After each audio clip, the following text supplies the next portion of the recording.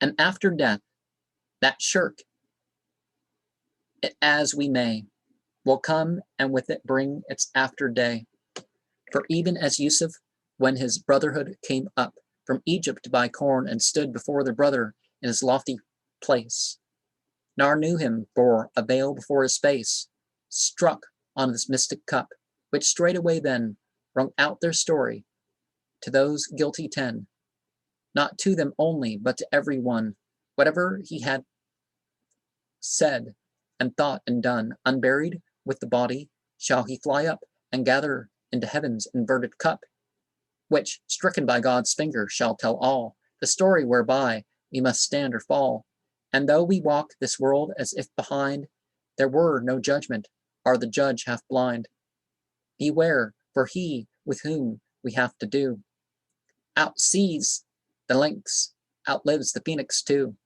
So Sultan Mahmud, coming face to face with mightier numbers of the swarthy race, vowed that if God to him the battle gave, God's dervish people all the spoil should have.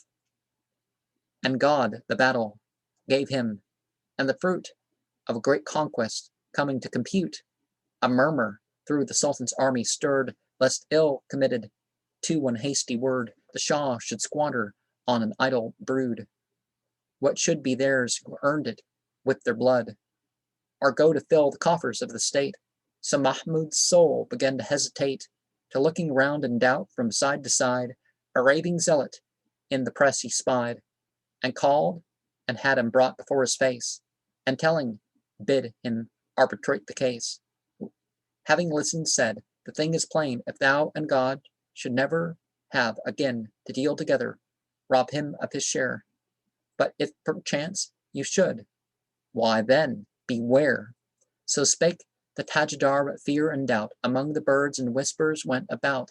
Great was their need and succor to be sought, at any risk, at any ransom bought. But such a monarch greater than Mahmud, the great himself, how should he be wooed to listen to them? They too have come so suddenly and unprepared from home, with any gold or jewel or rich thing to carry with them to so great a king. Poor creatures with the old and carnal blind, spite of all said so thick upon the mind, devising how they might ingratiate access as to some earthly potentate. Let him with this monarch would engage, bring the gold dust of a long pilgrimage, the ruby of a bleeding heart, whose sighs breathe more than amber incense as it dies, and while in naked beggary he stands, hope for the robe of honor from his hands. And as no gift the sovereign receives, save the mere soul and self of him who gives, so let that soul for none other reward look than the presence of its sovereign Lord. And as his hearers seem to estimate their scales of glory from Mahmud the Great, a simple story of the Sultan told, how best a subject with his Shah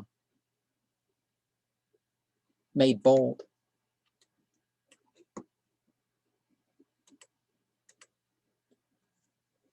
And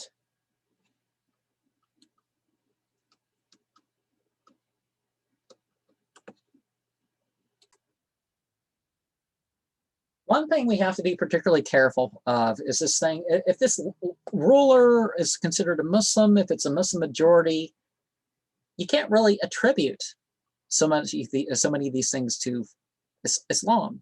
It's the ruler, they know it wasn't Islamic. Whether we're talking about Saudi, which can, be considered responsible for most of the Islamic majority countries' killings. I mean the number of the totals. The Saudis have done, in recent years, is thought what the Saudis did could have led to about 10 million deaths or something like that.